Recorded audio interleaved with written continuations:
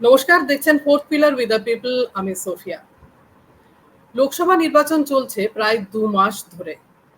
আমরা জানি নির্বাচনের সময় যে সমস্ত গুরুত্বপূর্ণ পরীক্ষা পড়ে, বোর্ডের যে সমস্ত পরীক্ষা পড়ে, মাধ্যমিক, উচ্চ মাধ্যমিক বা আইসিএসসি, সিবিএসই, এই সমস্ত পরীক্ষাগুলোর ক্ষেত্রে কমিশনের কিছু নিষেধাজ্ঞা থাকে লাউড স্পিকার ব্যবহারের ক্ষেত্রে।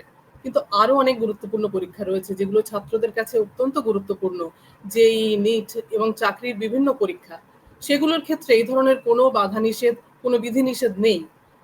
যথেচ্ছভাবে লাউড স্পিকারের ব্যবহার করা হয়। বিকেল থেকে শুরু হয়ে যায় লাউড স্পিকারের ব্যবহার, তারস্বরে মাইক বাজতে থাকে, তার মাঝেই পড়াশোনা, তার মাঝে পরীক্ষা। নির্বাচন কমিশনের কি এগুলো খেয়াল করা উচিত না? ছাত্রদের যে ভবিষ্যৎ গড়ার জন্য যে এই বড় পরীক্ষাগুলোর ক্ষেত্রে কি কি কারণে সামাজিকভাবে কি নির্বাচন কমিশনের দায়বদ্ধতা থাকে না? এই সমস্ত বিষয় নিয়ে আমরা কথা বলবো। আমাদের সঙ্গে রয়েছেন শিক্ষা জগতের ৩ বিশিষ্ট ব্যক্তিত্ব। আমাদের সঙ্গে রয়েছেন পার্থ প্রতিম রায়, সাউথ পয়েন্ট স্কুলের শিক্ষক, রয়েছেন Chandan Maiti, advance society for headmasters and headmistresses এর সাধারণ সম্পাদক, এবং রয়েছেন অলকানন্দা ঘোষ সেনগুপ্ত, অবসরপ্রাপ্ত প্রধান শিক্ষিকা। আপনাদের তিনজনকেই স্বাগত জানাচ্ছি আমাদের এই অনুষ্ঠানে, এবং আমরা আলোচনা শুরু করব। প্রথমেই পার্থ প্রতিম বাবু, আপনার কাছে আসি। সবকিছু গুরুত্বপূর্ণ, পড়াশোনার কি তেমন গুরুত্ব নেই? মানে বিষয়টা দাঁড়াচ্ছে কি শেষ পর্যন্ত? হ্যাঁ, আপনি যে বিষয়টা নিয়ে উদ্বেগ প্রকাশ করেছেন সেটা সত্যি একটা উদ্বেগের বিষয় তো বটেই। কারণ আমাদের শিক্ষা ব্যবস্থা মূলত পরীক্ষা কেন্দ্রিক। সারা বছর ধরে পড়াশুনো করা, সারা বছর ধরে যে মূল্যায়ন ধাপে ধাপে হতে থাকে, তার মধ্যে দিয়ে একজন ছাত্র বা ছাত্রী সম্পর্কে ধারণা গড়ে তোলবার যে প্রক্রিয়া আধুনিক শিক্ষা পদ্ধতির মধ্যে বলা আছে। আমাদের সরকার, কেন্দ্রীয় বলুন, রাজ্য বলুন, সব জায়গাতেই অন্তত কাগজে কলমে এই বিষয়টিকে শিক্ষা প্রক্রিয়ার মধ্যে অন্তর্ভুক্ত করার কথা বলেছে।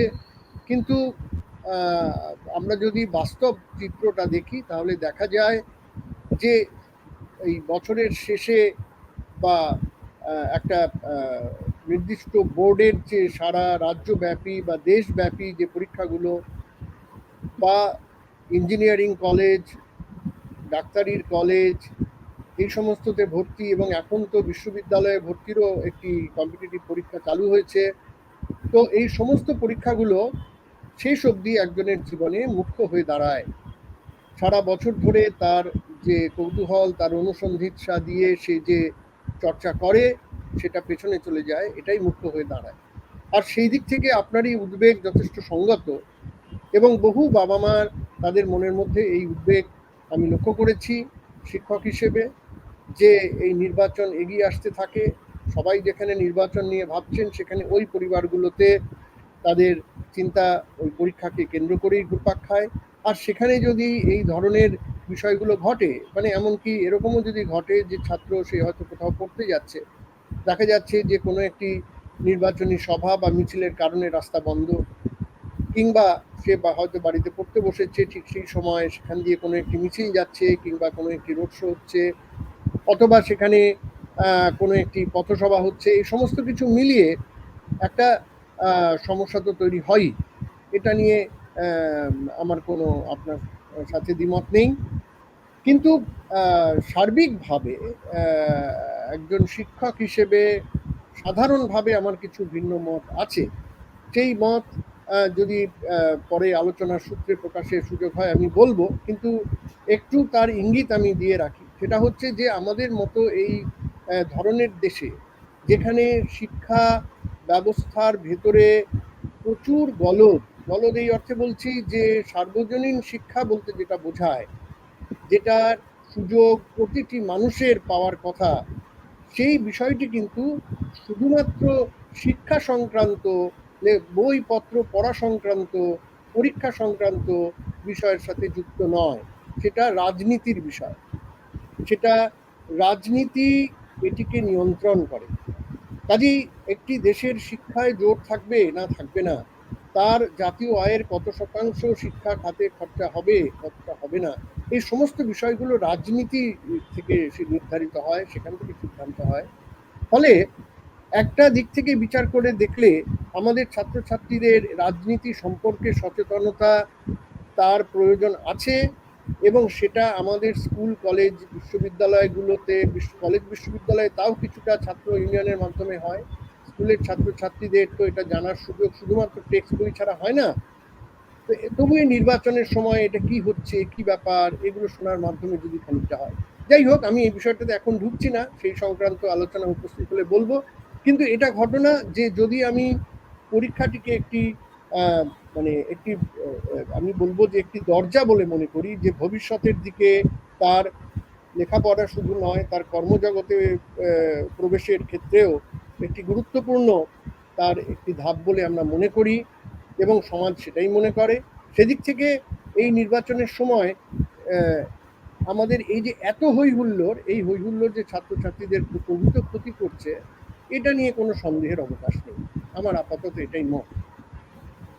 অলকানন্দাদির কাছে আসবো। দিদি, প্রাথমিকভাবে এ ব্যাপারে আপনার কি মতামত? ছাত্রছাত্রীরা যে তৈরি হয়, আমরা জানি আজকাল এই সমস্ত পরীক্ষাগুলোকে কতটা গুরুত্ব দেওয়া হচ্ছে, এবং মানে সমস্ত প্রাণ মন সঁপে দিয়ে বাবা মা এবং তাদের সন্তান ওই নির্দিষ্ট লক্ষ্যে পৌঁছানোর জন্য চেষ্টা চালিয়ে যাচ্ছেন। সেটা পার্থবাবু যেমন বললেন, চিন্তা ভাবনার আরো অনেক অবকাশ আছে, কিন্তু সত্যিকারের তাদের জীবনে একটা নির্দিষ্ট লক্ষ্যে পৌঁছানোর জন্য এই পরীক্ষাগুলো এক একটা সোপান। সেক্ষেত্রে সেই সময় নির্বাচন কমিশনের কি সেই বিষয়গুলো খেয়াল করা উচিত না, যে পড়াশোনা মন দিয়ে সে পড়বে, কিন্তু প্রতিদিন বিকেল থেকে তার ঘরের পাশে লাউডস্পিকারে তার শব্দ মাত্রা কত সেটা দেখারও কেউ নেই, কাউকে বলার কিছু নেই, মানে একটা পরিস্থিতির ওপর নিজেকে পুরোপুরি সঁপে দিয়ে চলতে হচ্ছে। আপনার কি মত? আমার যেটা মনে হয়, আমি দেখছিলাম আমাদের দেশে ইলেকশন যে হয়েছে, যতবার জেনারেল ইলেকশন হয়েছে লোকসভা এবং অ্যাসেম্বলি ইলেকশনও হয়েছে, প্রত্যেকটাই 2004 সালের পর থেকে আমি দেখছিলাম সবই এই গরমকালে হচ্ছে। তীব্র দাবদাহ, এখন তো গরমের টেম্পারেচারের রেঞ্জ আরো বেড়ে যাচ্ছে। এরকম একটা অবস্থায় এমনি সাধারণ লোকের তো অসুবিধা হচ্ছেই, নানান রকম অসুবিধার মধ্যে ছাত্রদেরও পড়তে হচ্ছে। এখন শুধুমাত্র আমরা যদি জেই বা নিট এ সমস্ত পরীক্ষা নিয়ে ভাবি, যেখানে একটু মেরিটোরিয়াস ছেলেমেয়েরাই পরীক্ষা দেয়, এছাড়াও তো বহু পরীক্ষা থাকে যেগুলো সাধারণ ছেলেমেয়েরা সরকারি চাকরিতে ঢোকার জন্য বা তাদের রুটি রুজির জন্য, পড়াশুনোর পরে তো মানুষের এটাই লক্ষ্য থাকে আমাদের দেশে, আমাদের মতো দেশে বিশেষ করে। তো ঠিক এই সময়টাতে, যে সময়টাতে এই পরীক্ষাগুলো চলে, সেই সময়টাতেই কিন্তু আমি দেখতে পাচ্ছি আমাদের দেশের একটা পরম্পরা রয়েছে, যে জেনারেল ইলেকশন গুলো ঠিক এই সময়ই হয়। এখন সেটার জন্য যে ডিস্টারবেন্স, সেটা ইতিমধ্যেই বলেছেন পার্থপ্রতিম রায়, যে মাইকিং প্রচন্ড বেশি, মিছিলের চিৎকার বেশি, এগুলোতে তো মনঃসংযোগ নষ্ট করে, এটা ঠিক কথা। আর দিনের পর দিন আমাদের এই রাজনীতি নিয়ে যে একটা নোংরামি চলছে, যে দেখতে পাচ্ছি আমরা, যে কোনো কিছুই সত্যি ঘটনা কোনটা সেটা ঠিক মানুষ বুঝতে পারছে না। এবার এর ফলে যে এই যে একটা রাজনৈতিক দলের একটা কাজ অন্য একটা রাজনৈতিক দলের তাকে তাকে নানান রকম ভাবে নিন্দে করা, এই যে একটা চাপান উত্তর চলে, এটাও কিন্তু ছাত্র সমাজের উপরে একটা একটা নেগেটিভ প্রভাব ফেলে বলে আমার মনে হয়। যে ছাত্ররা আজকে হায়ার সেকেন্ডারি বা মাধ্যমিক পাশের পরে তারা জীবনে যে দিকেই যাক না কেন, সে তাকে সবাইকে ডাক্তার ইঞ্জিনিয়ার হতে হবে এমন তো নয়। যিনি ইলেকট্রিশিয়ানের কাজ করবেন তাকেও তো সেই জিনিসটা শিখতে হবে। এবং সব পরীক্ষাগুলোই দেখবেন এই হায়ার সেকেন্ডারির পরে যাবতীয় এন্ট্রান্স পরীক্ষাগুলো সাধারণ ছেলেমেয়েদের, পরীক্ষার পড়ার ছেলেমেয়েদের, আমি খুব মেরিটোরিয়াস ছেলেমেয়েদের দিকে যাচ্ছি না, কারণ তারা কত পার্সেন্টেজ, আমাদের টোটাল যে স্টুডেন্ট পপুলেশন তার কত পার্সেন্টেজ, সাধারণ ছেলেমেয়ের কথা বলছি, তাদের সমস্ত পরীক্ষাগুলো এই সময় হয় এবং তাতে ভীষণভাবে তারা একটা ডিস্টার্ব অবস্থায় থাকেন। এবং আমার মনে হয় এই যে এখন বর্তমানে একটা একটা ট্রেন্ড চলছে না, যে সাধারণ অল্প বয়সী ছেলেমেয়েরা রাজনীতি থেকে মুখ সরিয়ে নিচ্ছে, সমাজ থেকে মুখ সরিয়ে নিচ্ছে, মূল্যবোধ তার হারিয়ে যাচ্ছে। সে ভাবছে যে আমাকে পাশ করে যে কোনো জেনে কোনো প্রকারেণ আমাকে একটা চাকরির ব্যবস্থা করতে হবে এবং তার জন্য যেটা করার আমাকে করতে হবে। সেখানে মূল্যবোধ আমার অবক্ষয়িত হয়ে গেল, বা আমি সমাজ থেকে একটু দূরে সরে গেলাম, আমি স্বার্থপর হয়ে গেলাম।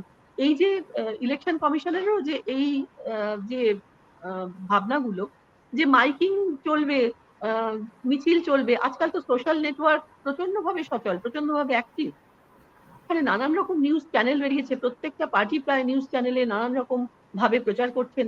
অন্তত যদি তারা এটা ভাবতেন, আমি তো শুধুমাত্র এই পরীক্ষা যে এই নিটের কথা বলছি না, WBCS রয়েছে, PSC পরীক্ষা রয়েছে। আমি দেখছিলাম 2021 সালে আপনার হায়ার সেকেন্ডারি পরীক্ষা পর্যন্ত, যদিও COVID-19 এর জন্য সেটা কিছুটা ক্ষতিগ্রস্ত হয়েছিল, কিন্তু সেটা জেনারেল ইলেকশন আমাদের অ্যাসেম্বলি ইলেকশন হলো 2021 সালে, পরীক্ষা পিছিয়ে গেল জুন জুলাইতে। এবার এই জুন জুলাইতে পরীক্ষা পিছিয়ে যাওয়ার জন্য অনেকগুলো ন্যাশনাল লেভেলের পরীক্ষা তারা দিতে পারলো না, বা তারা একটা সংকটের মধ্যে পড়েছিল সেই সময়। এরকম পরম্পরা তো আমাদের রয়েছে। আমরা শিক্ষা নিয়ে অনেক বড় বড় কথা বলি ঠিকই, কিন্তু সত্যি কথাই শিক্ষার জন্য একটা সাধারণ ন্যূনতম ভাবনা, একটা কনসিডারেশন, এইটা ইলেকশন কমিশনের থাকা উচিত। এবং এই ভাবনাটা যদি তারা দেখান, যদি ছাত্রছাত্রীরা সেটা জানতে পারেন যে আমাদের স্বার্থে এই ইলেকশন কমিশন, আমি জানি ভারতবর্ষ একটা বিরাট গণতান্ত্রিক ব্যবস্থা, সেখানে ইলেকশন একটা অত্যন্ত গুরুত্বপূর্ণ ঘটনা, কিন্তু কিছুটা যদি আমরা বর্তমান যারা ছাত্রছাত্রী রয়েছে, যারা ভবিষ্যতের প্রজন্ম, তাদের জন্য যদি এইটুকু কনসিডারেশন আমাদের থাকে, তারাও কিন্তু ভাববে যে দেশ আমাদের জন্য এইটুকু ভেবেছে, আমাদের একটা দায়িত্ব রইল কিছুটা ফেরত দেওয়ার। আমার মনে হয় যে ছাত্রছাত্রীরা যে বিমুখ হয়ে যাচ্ছে সমাজ থেকে, মানুষের পারস্পরিক সম্পর্ক থেকে, সেটা শুধুমাত্র এটা না, হাজারো কারণ রয়েছে, কিন্তু এটাও তার মধ্যে একটা হতে পারে। এবং নানান রকম অসুবিধার মধ্যে দিয়ে তো তাদের যেতেই হচ্ছে, অনিশ্চয়তা চারদিকে, সেই সমস্ত কিছুর মধ্যে এটাও একটা কারণ তো বটেই। চন্দনবাবু, আপনার প্রাথমিকভাবে কি মত? হ্যাঁ সুফিয়া, পরীক্ষা চুলোই ভোট চলছে, দারুণ টপিক একটা। মানে আমরা কেউ এটা নিয়ে ভাবিনি, অন্তত উইথ দ্য ফোর্থ পিলার্স ভেবেছে, তার জন্য থ্যাঙ্কস। পার্থপ্রতিম বাবু কিংবা আমাদের ম্যাডাম যে কথাগুলো বললেন সবগুলোই একবার প্রাসঙ্গিক। আমি যে বিষয়টাকে বলবো, ইলেকশন তো করতে হবে, এটা ফান্ডামেন্টাল একটা জায়গা থেকে আমাদের গণতান্ত্রিক দেশ, রাষ্ট্রের কর্তব্য ইলেকশন নেওয়া।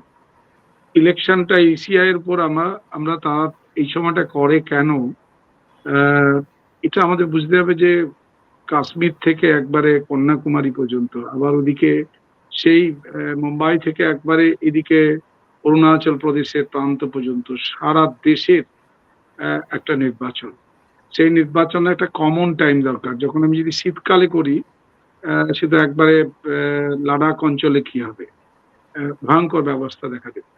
ফলত নির্বাচন তার যে সময়টা, সেটা অনেক রাজনৈতিক দলগুলোকে নিয়ে মিটিং ফিটিং করে সবার সমর্থনে একটা সিদ্ধান্ত হয়েছে যে এই পিরিয়ড অফ টাইমে নির্বাচন হবে, যার জন্য বোর্ড কাউন্সিল পরীক্ষাটা, মাদ্রাসার পরীক্ষাগুলোকে এগিয়ে নেওয়া হয়েছে। সর্বভারতীয় ক্ষেত্রে যে পরীক্ষাগুলো আছে, নিট, IIT ইত্যাদির জন্য, আইজার ইত্যাদির জন্য যেই মেন, তারপরে আরো ওয়েস্ট বেঙ্গল যেই জেনপা, কমন পরীক্ষা যেখানে লক্ষ লক্ষ পরীক্ষার্থী পরীক্ষা দেয়, এই পরীক্ষাগুলোকে তো ওই বোর্ডগুলোর তো রিশিডিউল করার কথা। সুপ্রিম কোর্টের একটা নির্দেশ আছে যে আমাকে মাধ্যমিক, উচ্চ মাধ্যমিকের ক্ষেত্রে 6 জুনের মধ্যে ফল প্রকাশ করতে হবে। কারণটা কি, তারপরেই যেহেতু ওই পরীক্ষা, সর্বভারতীয় পরীক্ষাগুলো সেগুলো থাকে এবং তারা ভর্তির ম্যাটারে এই যাতে মার্কশিট সার্টিফিকেট লাগে সেগুলো পেয়ে যায়। তাহলে ওই যে বোর্ডগুলো যারা এই পরীক্ষা নিচ্ছে, সর্বভারতীয় ক্ষেত্রে ন্যাশনাল টেস্ট এজেন্সি যেগুলো রয়েছে, এবং আমাদের রাজ্যেরও ক্ষেত্রে যারা জয়েন্ট এন্ট্রান্স গুলোকে এই সময় না রেখে হয় আগে বা পরে, আগে তো করতে পারে না যেহেতু মাধ্যমিক, উচ্চ মাধ্যমিকের পর মেনলি এই পরীক্ষাগুলো হয়, সেই উচ্চ মাধ্যমিকের পরীক্ষাগুলো একটু পরে, মানে আমাদের 6 জুন 4 জুন রেজাল্ট আউট হচ্ছে, মানে আমাদের পার্লামেন্ট ইলেকশনে। তারপরে যে সময়টা আমরা পাচ্ছি, তারপরে তো করতে পারতাম 1 সপ্তাহ পরে, যাতে এই ঝামেলাটাকে এড়ানো যেত। তারা এর মধ্যেই শিডিউল করে ফেলে। এটা প্রথমত সেই সংস্থাগুলোর বুঝে দেখা উচিত ছিল। এটা ইসিআর বিষয় না, বিষয়টা হচ্ছে ওই সংস্থাগুলোর যারা জানে যে এই সময় ইলেকশন আছে, জানে যে মাইকের ব্যবহার হবে, কারণ গণতান্ত্রিক প্রচারের মত প্রকাশের অধিকার সমস্ত রাজনৈতিক দলের থাকবে। তা না পড়লে মানুষের কাছে পৌঁছতে পারবে না। এমনিতেই সব মানুষের কাছে পৌঁছানো যায় না। একটা বৃহত্তর দেশ যেখানে 100 কোটিরও বেশি মানুষ ভোট দান করবে, তাদের কাছে পৌঁছানো এই প্রার্থীদের, এটা তো একটা জাতীয় কর্তব্যের মধ্যে পড়ে। আমার যে বক্তব্যটা, সুপ্রিম কোর্টের নির্দেশ আছে, West Bengal pollution control board, national pollution control board, এগুলো আছে। এরা কিন্তু ইতিমধ্যেই বলেছে যে 65 ডেসিবেলের বাইরে সাউন্ড রাখা যাবে না, এবং তাদের একবারে সুপ্রিম কোর্টের অধ্যাদেশ রয়েছে পলিউশন কন্ট্রোল বোর্ডের সঙ্গে কথা বলে তাদের সাজেশন অনুযায়ী, যে রাত্রি 10টার পর মাইক নিষিদ্ধ এবং সকাল 6টা পর্যন্ত। এই সময়কালে কেউ কোনো রকমের মাইকের ব্যবহার করতে পারবে না। পুলিশের কাজ হচ্ছে এই আইনটাকে দেখা, কারা বুড়ো আঙুল দেখাচ্ছে, এবং সেক্ষেত্রে পুলিশ অনেক জায়গায় নিরুপায় থাকে। আমরা দেখেছি শুধুমাত্র ইলেকশনের প্রচার না, একটা যে কোনো মানে একটা ছোটখাটো, আমি কোনো মূর্তি পূজার কথা বলছি না, যে কোনো প্রোগ্রামের জন্য তারা ডিজে বাজিয়ে উত্তাম নৃত্য করতে করতে বিসর্জনের নামে চলে, আবাহনের নামে চলে, বিভিন্ন ক্ষেত্রেই চলছে। আজকে একটা হালখাতা হবে, যে কোনো বাজারের উপরে, বাজারের কাছাকাছি দোকান, হালখাতা একটা 300 দোকান আছে একটা এলাকার মধ্যে, সেই একটা স্কুলের পাশাপাশি। এই 300 দোকানদারের যদি হালখাতা হয় প্রতিদিন, তাহলে তো একদিনে 2-3টে করে মাইক বাজছে, এবং তার সঙ্গে স্কুল চলাকালীনও হচ্ছে। এবং স্কুলে বলা আছে এডুকেশনাল ইনস্টিটিউশন, হসপিটাল, তার একটা মানে নির্দিষ্ট ওই যে সময়কালে কোনো রকমের, এমনকি হর্ন বাজাতে পারে না, হর্ন রেস্ট্রিক্টেড। কেউ মানি আমরা যদি না মানি, আইনের জায়গাটা হচ্ছে যে জাতি যত বেশি শিক্ষিত, যত বেশি রুচিশীল, তত বেশি ডিসিপ্লিন। জাপানের কথা ভাবুন, তারা তো কথা নিয়ে চর্চাও করে না। আমাদের দেশে সব বুকের মতো সবকিছুই সর্বং সহা মতো সবাই আমরা সহ্য করে যাচ্ছি, এবং সবাই আমরা করে যাচ্ছি। একটা নির্দিষ্ট শ্রেণীর প্রতিবাদ করে, বৃহত্তর শ্রেণীর এ ব্যাপারে কান দেয় না। এইবার ইলেকশনের ব্যাপারটা, ইলেকশনের প্রচারটা কিরকম দেখুন। আমি অন্যান্য স্টেটে ইলেকশন চলাকালীন দেখেছি তাদের প্রচারটা কিন্তু। কিছুদিন আগে আমি সিকিম ঘুরে এসেছিলাম, সেখানেও গিয়ে দেখেছি একটা কোথাও পোস্টারিং নেই, ওয়াল লাইটে। আমি জিজ্ঞাসা করছিলাম ড্রাইভারদের, বিভিন্ন টি স্টলে জিজ্ঞাসা করছিলাম যে তোমাদের এখানে কিরকম প্রচার হয়, কি ধরনের প্রচার হয়। ওরা জানেই না যে একটা ইলেকশনের দিন ভোট দেয়, এইটুকু পর্যন্ত জানে। আমি শুধু মানে আমাদের রাজ্যের কথা বলছি, যেটা অন্যান্য রাজ্যে কিন্তু এরকম এত প্রচার থাকে না। একটা মাইক যাচ্ছে তো মুখোমুখি আর একটা মাইক মারামারি, কে কত তারস্বরে চিৎকার করে, এবং মাইক 2-3টে হর্ন থাকতো। এখন সেই হর্নের সংখ্যা, অবাক হবেন আপনি। হ্যালো, হ্যাঁ চন্দনবাবু, সেই হর্নের সংখ্যা একটা গ্রামের ভেতরে ঢুকে দিচ্ছে, রাস্তা জুড়ে, এবং যতগুলো মাইক্রোফোন লাগানো যায়, সেখানে হার্ট অ্যাটাক হয়ে মারা যেতে পারে, হার্টের পেশেন্ট থাকতে পারে, সেগুলো তারা ভাবে না। পুলিশ এগুলো কোনো নিয়ন্ত্রণ করে না। আমরা খুব অস্থিরতার মধ্যে দেখেছি যে আমরা নিজেরা অস্বস্তি ফিল করছি, এবং যারা এই কাজটা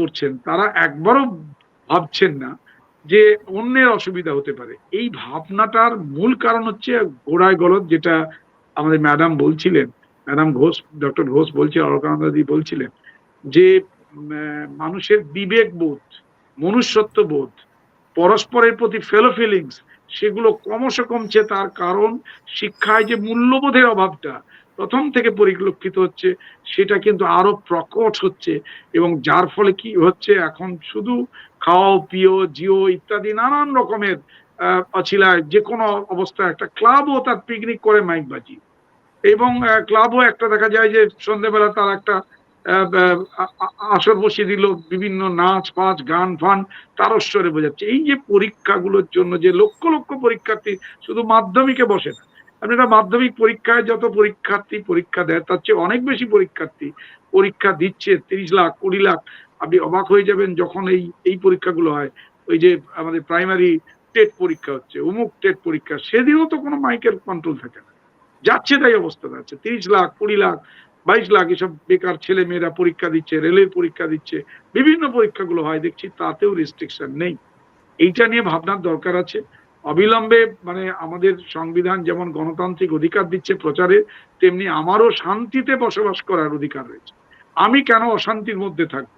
পুলিশকে জানালেও পুলিশ তা হস্তক্ষেপ করে না, কারণ কোন ধর্মীয় একটা মিছিল যাচ্ছে তাতে হস্তক্ষেপ তারা করে না। মানে পরস্পর বিরোধী মন্তব্য করছে, সেগুলোকে নিয়ে মারাত্মক অবস্থা হচ্ছে। অলকানন্দাজি যেটা বলছিলেন যে টিভির মধ্যে যে ধরনের আলোচনা, যে তারস্বরে চিৎকার চেঁচামেচি, আগামী প্রজন্ম এগুলো শিখছে। এই যে একটা ইলেকশন হচ্ছে, যেহেতু ভোটের কথা বলা হচ্ছে, আমি কোথাও দেখিনি যে ইলেকশন নিয়ে যে আমাদের রেল লাইন সম্প্রসারণে কি হবে, আমাদের শিক্ষানীতি কি হবে, আমাদের স্বাস্থ্যনীতির কি পরিবর্তন দরকার আছে, আমাদের বিদেশ নীতি কি হবে, সামরিক নীতি কি হবে, অর্থনীতি কি হবে, একটাও আলোচনা নেই ব্যক্তিগত আক্রমণ ছাড়া। এবং ব্যক্তিগত আক্রমণ করতে গিয়ে পরস্পরের প্রতি কাদা ছুঁড়াছুড়ি, তার জন্য যত রকমের লাগাম ভাষা ব্যবহার করা, এমনকি তাতে হাইকোর্টও বাঁচতে পারছে না, সুপ্রিম কোর্টও বাঁচতে পারছে না। যদি পক্ষের রায় হয় একেবারে সফল, বিপক্ষে গেলেই মারাত্মক।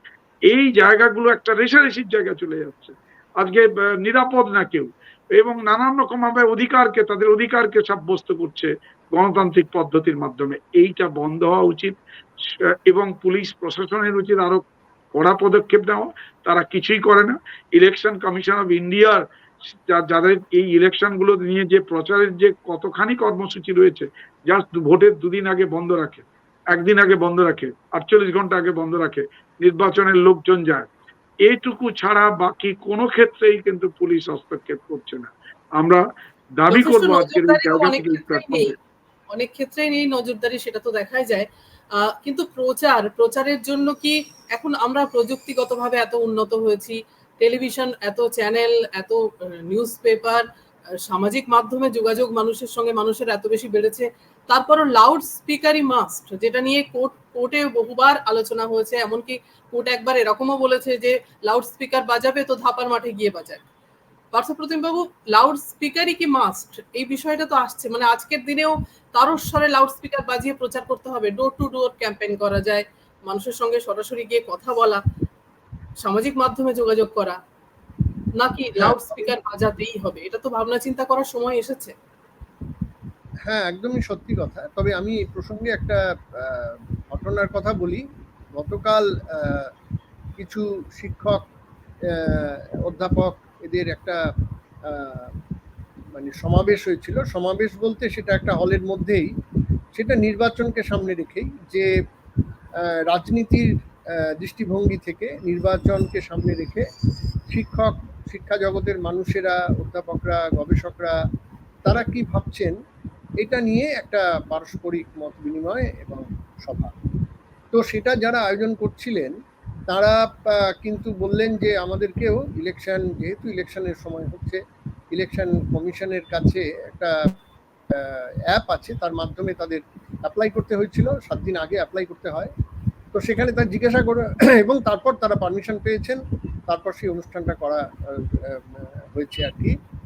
তো নিয়ম কানুন রয়েছে এবং পুলিশের তরফ থেকে তারপর ফোন করা হয়েছিল যে আপনারা তাহলে কখন করছেন, কি করছেন, কটা মাইক বাজছে, এইসব জিজ্ঞাসা করা হয়েছিল।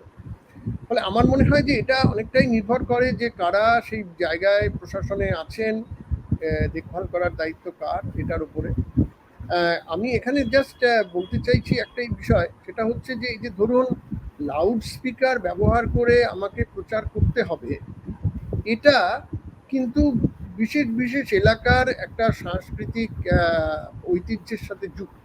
আজকে হয়তো এটা লাউড স্পিকার আছে, আগে হয়তো এটা ঢাকঢোল পিটিয়ে একভাবে করা হতো।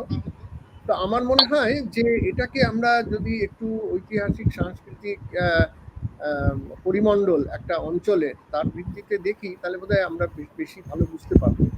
আর তার সঙ্গে যুক্ত আছে শিক্ষা দীক্ষার বিষয়টি, যেটা চন্দনবাবু বলছিলেন যে কোনো একটা অঞ্চলে 65 ডেসিবেলের উপরে এটা করা যাবে না। এখন 65 ডেসিবেল বলতে ঠিক কি বোঝায় এবং কেনই বা করা যাবে না, এই বিষয়টা সম্পর্কেও সাধারণ মানুষের মধ্যে তারা 65টা মনে রাখেন, ডেসিবেল শব্দটা মনে রাখেন, কিন্তু এটা আসলে কি বোঝাতে চায় সেটা সকলে বোধহয় মনে রাখেন না।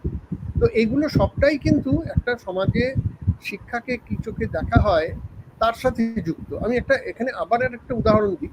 একজন মহিলা, তিনি অন্যের বাড়িতে গৃহস্থালির কাজে সাহায্য করে তিনি রোজগার করেন এবং তাই দিয়ে তিনি তার মেয়েকে লেখাপড়া করান স্কুলে।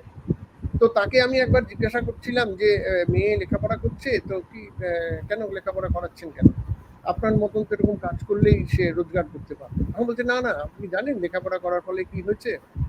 কি হয়েছে বলছে, বাড়িতে আমরা যেভাবে আমাদের জীবনগুলো চলতো, আমরা প্লাস্টিকের ব্যবহার থেকে শুরু করে জিনিসপত্র যেভাবে আমরা ব্যবহার করতাম, আলো জ্বালানো ইত্যাদি, সে এক একটা স্কুলে পড়ে আসে আর আমাদেরকে সে শেখায় যে এটা এখানে ফেলবে না, এটা এইভাবে আলো জ্বালিয়ে রাখবে না ইত্যাদি। ফলে এগুলো তো ও স্কুলে যাচ্ছে বলে আমরা শিখতে পারছি।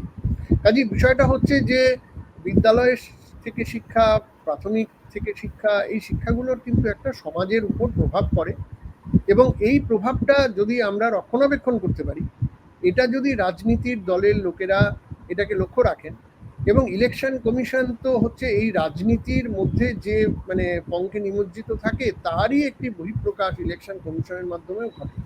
মাঝে মধ্যে একজন দুজন তারা হয়তো অবতারের মতো এসে সেখানে নিয়মকানুন পালন করে, কিন্তু সার্বিকভাবে একটা সমাজে যে জিনিস প্রচলিত ধারার মধ্যে, সংস্কৃতির মধ্যে থাকে তারই প্রতিনিধিত্ব সবকটা প্রতিষ্ঠানেই ঘটে।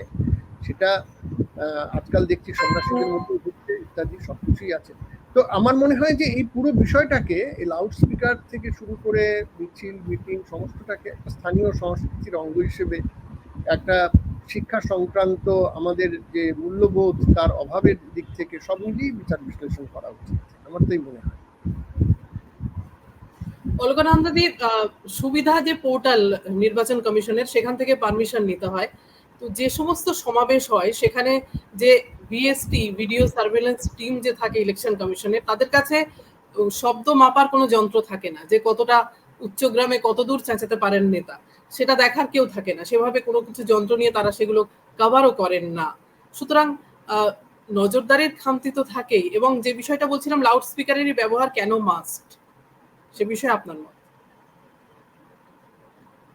হ্যাঁ, এখন তো লাউড স্পিকারের ব্যবহার, এই যে 65 ডেসিবেলের কথা হচ্ছে, মাপার যন্ত্র থাকে না, কিন্তু আমার শরীরের যে যন্ত্র সেটা কতটা কমফর্টেবল, কতটা নিতে পারে, সেটাই কিন্তু আমার পরিমাপক, তাই না? সেটা 65 হোক আর 265 হোক।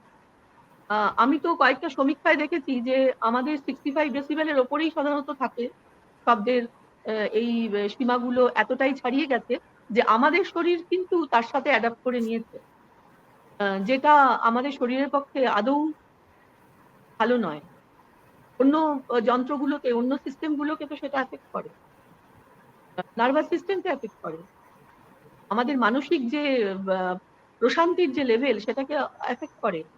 এবং যার জন্য কিন্তু এখন মানুষের মধ্যে মনে শান্তি নেই, এবং তার জন্য তার মনোসংযোগ নেই, তার পারস্পরিক মানে এগুলো খুব সূক্ষ্ম ব্যাপার, কিন্তু কিভাবে যে ছড়িয়ে যায় সেটা আমরা যখন ফলাফলটা চোখের সামনে দেখি তখন বুঝতে পারি, কিন্তু তার এফেক্টটা আমরা জানি, চোখের সামনে দেখতে পাচ্ছি, কিন্তু তার যে কজটা সেটাও আমরা হয়তো কেউ কেউ জানি, কিন্তু আমাদের যারা প্রশাসনে আছেন, যারা রাজনীতি করেন, তারা এগুলোর ব্যাপারে মিনিমাম বদার করেন না।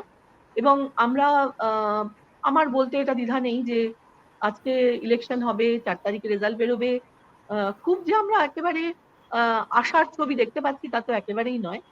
কিন্তু আমি বলবো লাউড না থেকে বরঞ্চ এই যে সোশ্যাল মিডিয়া গুলো তৈরি হয়েছে, আমরা যদি এই মিডিয়া গুলোতে আমাদের যে চিন্তা ভাবনাগুলো, আমাদের নিজেদের ভালো থাকা, আগামী প্রজন্মের ভালো থাকা, তার যে তার যে প্র্যাকটিস গুলো, তার যে বিধিনিষেধ গুলো, সেগুলো যদি আমরা এই সোশ্যাল মিডিয়ায় আমরাই ছড়াই, লাউড না হয়ে। কারণ লাউড স্পিকারে তারাই বলে যেটা করেনি সেটাকে মানুষের মধ্যে প্রচার করার জন্য লাউড হওয়ার দরকার, কিন্তু নিঃশব্দে কতগুলো সত্যি কথা বলা, সেটা যারা আমরা একটু অন্যভাবে ভাবি তারা করতে পারি। কিন্তু এটা আপনাদের এই সমস্ত প্ল্যাটফর্মে এসে যে এই কথাগুলো বলার সুযোগ হয়, এটাতে ভীষণভাবে মনে হচ্ছে প্রিভিলেজ যে অন্তত এই কথাটুকু বলতে পারি যে আমরা যারা সমমনস্ক তারা এই নিঃশব্দ বিপ্লবটা সোশ্যাল মিডিয়ার মধ্যে দিয়ে করতে পারি, যাতে মানুষ পরিবর্তন হয়, যাতে সে এইভাবে মেনে না নেয়।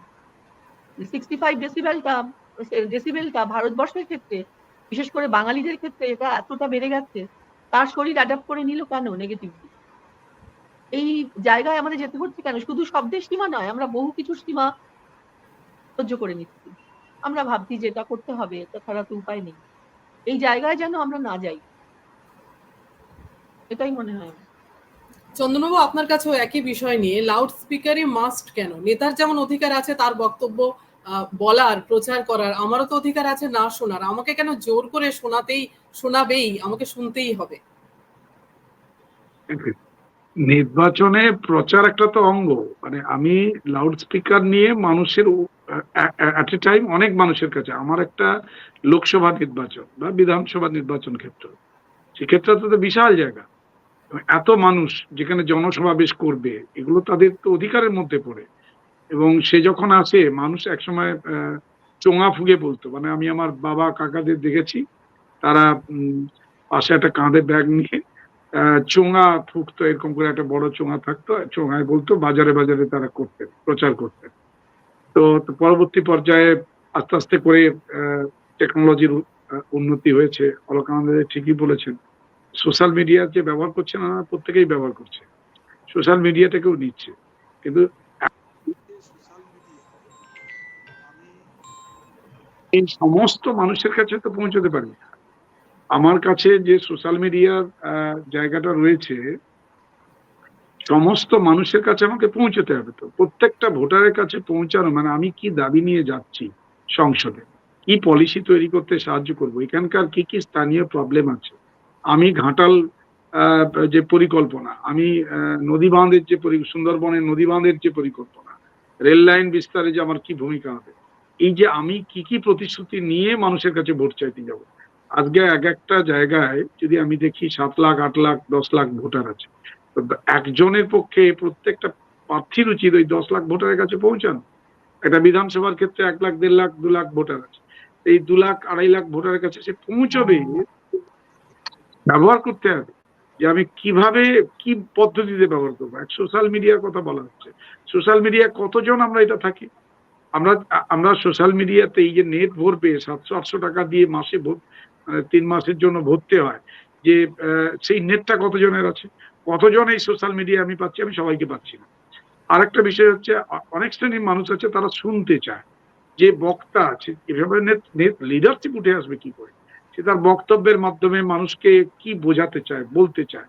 আমি লাউড স্পিকার ছাড়া আর কি পদ্ধতি আছে যার মাধ্যমে যেতে পারি? আমি লিফলেট করলাম, ব্যানার করলাম, পোস্টার করলাম, দেওয়াল লিখন করতাম। আমাদের এখনো সিম্বলে ভোট হয়, যে বহু মানুষ সেই সিম্বল দেখেই এখনো পর্যন্ত তার নাম সই করতে পারে না, টিপ সই দিয়ে টাকা তুলে, এ অবস্থা আছে এখন ভারতবর্ষের। এইগুলো নিয়ে আজকে স্বাধীনতার 77 বছর পরেও আমরা অমৃত মহোৎসব ইত্যাদি সব করছি, নানা রকম অনুষ্ঠান করছি, কিন্তু অ্যাকচুয়ালি এখনো কতজনের কাছে আমরা রিচ করতে পারিনি, সেই সংখ্যাটা সাক্ষরতা অভিযানের পর থেকে দেখা গেছে এখনো পর্যন্ত স্বাক্ষর করার ক্ষেত্রে লিটারেসি মিশন, কিন্তু আমাদের এই যে রোটারি ক্লাব এরা কাজ করছে লিটারেসি মিশন নিয়ে, একটা প্রজেক্ট নিয়ে, তারাও তাদের আলোচনায় বলছিল যে এখনো কত মানুষ নিরক্ষর রয়েছে। এইরকম জায়গা থেকে তারা এখনো স্বাক্ষর কোন রকম সই করতেও পারেন না, সেই মানুষের কাছে পৌঁছবে যিনি ডিজিটাল এই প্ল্যাটফর্ম ব্যবহার করতে পারেন না। একটা যুবক শ্রেণী আছে তারা ব্যবহার করে, কিন্তু একটা বয়স্ক শ্রেণী আছে, তারপরে মায়েদের মধ্যে, মহিলাদের মধ্যে একটা বড় সংখ্যক মানুষ এখন এই সোশ্যাল মিডিয়াটাকে ব্যবহার করে না। তারা টিভিতে যে বিতর্ক সভাগুলো হতো, সেই বিতর্ক সভাগুলোতে এখন আর দেখা যায় না। আগে কিন্তু বিতর্ক সভাটা রেডিও হতো, টিভিতে হতো, বক্তা তার বক্তব্য বলতেন, তার মাধ্যমে পৌঁছতেন। এই যে বিভিন্ন আঙ্গিকের মধ্যে লাউড স্পিকার একটা আঙ্গিক। এবার লাউড স্পিকারের ব্যবহারের নিয়ন্ত্রণটা থাকা উচিত, যে ওই যে বললেন যে অলকানন্দাদি, যে আমার শরীর কতটা নিতে পারে, আমি অ্যাডজাস্ট করছি বলেই আপনার শরীর অ্যাডজাস্ট করতে পারে, একজন যিনি অসুস্থ আছেন তিনি অ্যাডজাস্ট করতে পারবেন। এই যে কতগুলো হর্ন ব্যবহার করতে পারি, তার তো কোনো লিমিট নেই। সে 50টা 70টা 80টা আমি দেখতে পাই বাইরে থেকে, সব এইসব এরা এই ভাড়া খাটানোর জন্য তৈরি আছে, বিশাল তাদের সব বক্স নিয়ে এসব হাজির হয়েছে, এবং এইগুলোকে নিয়ে একটা 4-5টা গ্রামের মধ্যে মাইক্রোফোন চালিয়ে নিচ্ছে। যতটা রাস্তায় দূরে যাওয়া যাচ্ছে, যতটা বেশি করে হর্ন লাগানো যায় লাগানো হচ্ছে। এটার ক্ষেত্রে ইসিআর কোনো কিন্তু গাইডলাইন্স বা নিয়ন্ত্রণ আছে কিনা আমার জানা নেই। এক্ষেত্রে কোনো নিয়ন্ত্রণ না থাকার ফলে অনিয়ন্ত্রিত ভাবে তার ব্যবহার হচ্ছে। এই অনিয়ন্ত্রিত ব্যবহারের উপর অবশ্যই ইসিআর দেখা উচিত, প্রশাসনের দেখা উচিত, পুলিশের দেখা উচিত। আমরা সে জায়গা থেকে সরে যাচ্ছি। আমার মতে মাইক্রোফোন ব্যবহার করাটা অত্যন্ত জরুরি, কারণ মানুষের কাছে পৌঁছানোর জন্য এত মানুষ, এক জায়গায় 1 লক্ষ মানুষের সমাবেশ ঘটে, এই যে আমাদের ব্রিগেডে যে সভা হয় সেখানে কত লক্ষ মানুষ, 20 লাখ, 10 লাখ, 12 লাখ, 30 লাখ লোকের সমাবেশ হয়। সেই যে লক্ষ লক্ষ মানুষের কাছে পৌঁছানো, এই মাইক বা লাউড স্পিকার ছাড়া কোনো বিকল্প নেই। কিন্তু লাউড স্পিকারের নিয়ন্ত্রণটা যাতে অন্যের, যিনি শুনতে চান না, তাকে যাতে ডিস্টার্ব না করা হয়। আমরা অডিটোরিয়ামের মধ্যে যখন প্রোগ্রাম করতাম, কতজনের প্রোগ্রাম করতে পারি? একটা অডিটোরিয়ামের মধ্যে মাইক বাজিয়ে কথাটা বললেন যে এদের সমস্ত এরা প্রোগ্রাম করে, একটা অডিটোরিয়ামে কত 1500, 2000, 1500 এরকম লোক নিয়ে আসতে পারেন। কিন্তু লক্ষ লক্ষ মানুষের কাছে পৌঁছবেন, কটা অডিটোরিয়াম লাগবে? তত অডিটোরিয়াম আছে গ্রামে গঞ্জে মানুষের কাছে পৌঁছানো। লাউড স্পিকার যে মাস্ট, কিন্তু তার নিয়ন্ত্রণটাও মাস্ট। একদম। পার্থদা, সবশেষে আপনার কাছে আসবো, আপনি সবশেষে কি বলতে চাইবেন? ইলেকশনের ডেট গুলো যেভাবে অ্যানাউন্স করা হয়, পাশাপাশি পরীক্ষার ডেট গুলো, দুটোর মধ্যে একটা যোগাযোগ রেখে সেইভাবে ছাত্রদের যাতে অসুবিধা না হয় সেই চিন্তা ভাবনা করেও তো এগোনো উচিত। হ্যাঁ, আমি দেখুন আমার আলোচনার সবকটি পর্যায়ে আমি বলেছি যে শিক্ষা একটি শেষ বিচারে আমাদের মতো দেশে একটি রাজনৈতিক বিষয়। এটা শিক্ষা রাজনীতি থেকে আলাদা নয়, ফলে রাজনীতিবিদরাই ঠিক করেন যে শিক্ষা কেমন হবে। সেই দিক থেকে আমরা যদি মানে বিশ্লেষণটাকে এই জায়গায় করি যে ইলেকশন কমিশনই বলুন, সরকারি বলুন, রাজনৈতিক দলগুলোই বলুন, তাদের আলোচনার কেন্দ্রে যখন দেশের শিক্ষা এবং সার্বজনীন শিক্ষা সেটা একটা মুখ্য বিষয় হিসেবে না আসবে ততদিন পর্যন্ত কিন্তু এটি এই ধরনের আলংকারিক উচ্চারণ হবে শিক্ষা সংক্রান্ত আলোচনাগুলো, কিন্তু শেষ বিচারে তার কোনো ফল ফলবে না। এটা আমরা মানে আমাদের এতদিনের অভিজ্ঞতা থেকে আমরা এটা দেখতে পেয়েছি। কাজেই আমার নিজের যেটা ধারণা সেটা হচ্ছে যে মানুষের মধ্যে একটা সচেতনতা গড়ে উঠতে হবে শিক্ষাকে কেন্দ্র করে। যেই সচেতনতাটা কিন্তু গড়ে ওঠেনি, পরীক্ষাকে কেন্দ্র করে গড়ে উঠেছে। শিক্ষা, জ্ঞানার্জন, তার সমাজে প্রয়োজনীয়তাটা, এটার ব্যাপারেও পাশাপাশি একটা সচেতনতা গড়ে ওঠা দরকার। শুধু পরীক্ষা মানেই তো শিক্ষা নয়। তো এইটাকে যদি আমরা করতে পারি, মানুষের ভেতরের দাবি থেকে যদি এটা সম্ভব হয়, মানুষ যদি এটাকে বুঝতে পারে, তাহলে পরে যেমন ফ্রান্সের মতো দেশে না সিলেবাসটাকে আধুনিক করো এই বলে রাস্তায় লক্ষ লক্ষ ছেলে মেয়ে পথে নামে। আমাদের এখানে এইসব নিয়ে তো কোনোদিন কেউ পথে নামেনি। তো এটা আসলে রাজনীতির অঙ্গ নয়। সেই কারণে যেটা হয়েছে, এইসব ঘটনাগুলো আমরা সামান্য কিছু মানুষ যারা এগুলো নিয়ে উপলব্ধি করি, তারা আলোচনা করি, কিন্তু সার্বিকভাবে মানুষের মধ্যেই আলোচনাটা আসে। আজকে আমার নিজের মনে হয় আমাদের অপেক্ষা করে থাকতে হবে। আমাদের গণতন্ত্র সাবালক হতে হতে একটা পর্যায়ে নিশ্চয়ই আসবে, কারণ পাশাপাশি এই ধরনের আলোচনা কেন্দ্র করে মানুষ সমাবেশিত হচ্ছেন না এমন নয়। আশা করি একদিনের পরিবর্তন হবে, দেখা যাক কি দাঁড়ায়। এটাই আমার বক্তব্য, আমি আশাবাদী, সেই হিসেবেই আমার কথাটা শেষ করছি। অনেক ধন্যবাদ আপনাদের তিনজনকেই আমাদের আলোচনায় অংশ নেওয়ার জন্য। ভোট থাকবে, নির্বাচনী প্রচার থাকবে, পাশাপাশি ছাত্র সমাজ তাদের অসুবিধা করে নিশ্চয়ই নয়, তারা যাতে সুষ্ঠুভাবে এগিয়ে যেতে পারে সেদিকে সবার নজর থাকা উচিত। তার জন্য দরকার সদর্থক চিন্তা ভাবনা, সামাজিক দায়বদ্ধতা। ধন্যবাদ আপনাদের সকলকে যারা এতক্ষণ ধরে আমাদের অনুষ্ঠান দেখলেন। নমস্কার। নমস্কার, ধন্যবাদ।